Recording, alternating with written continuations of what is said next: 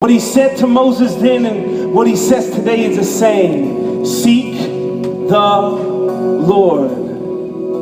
Yet somehow this simple phrase gets complicated. So at the risk of sounding grade school educated, let me break it down. Seek the Lord.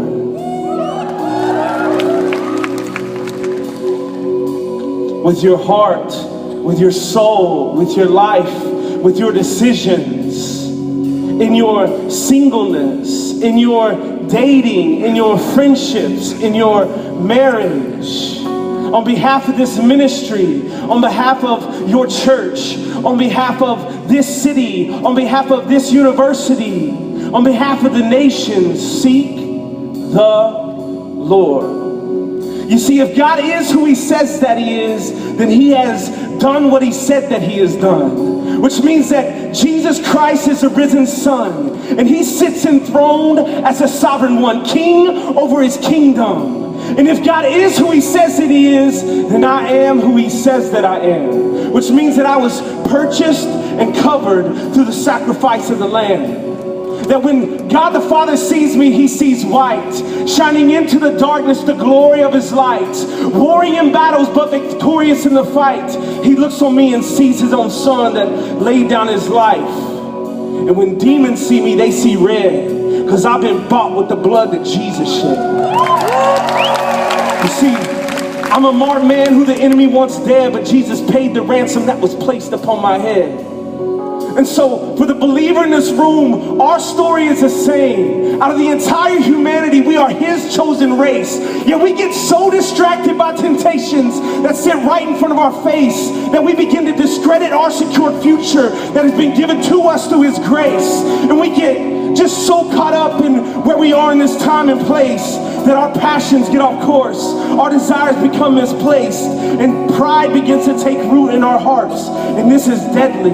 You see, his ways have to be our heartbeat. His desires have to be our breath. For our misplaced desires give birth to sin, and sin brings forth death. And so I'm tired of playing games.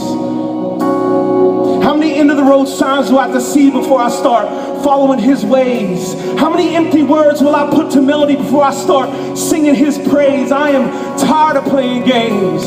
I try to remember what I brought to the table. You see, I was sick, wounded and disabled, diseased, defeated and unstable, a rabid beast dressed up in sheep's wool. My eyes were veiled by this present prince of darkness. I had buzzards circling just waiting to feast upon my carcass, and that's just a start. My situation was looking dim, yet I was content as I watched myself dying in my sin. I was my own God, my own end. God of a world where satisfaction came from temporary sensations, where decisions were based on the latest temptations, where happiness and comfort was my only salvation. I was a cheap imitation. But God. You see, when the Lord moves, he moves in such a way that things we once found so desirable, he quickly takes away. And just as quickly, he is faithful to graciously replace with a desire for a Savior who will never go away, who has never led astray, the author and sustainer of our days, the King who stood in our place.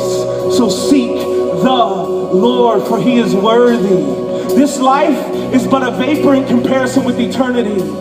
So with your heart and your soul, seek the Lord. You see, I pray that genuine prayers mark this generation. And as sons and daughters of God, may we raise the Ebenezers of our salvation, with the death of Christ being our proclamation. May we preach the Son of God, the Savior to the nations. Amen.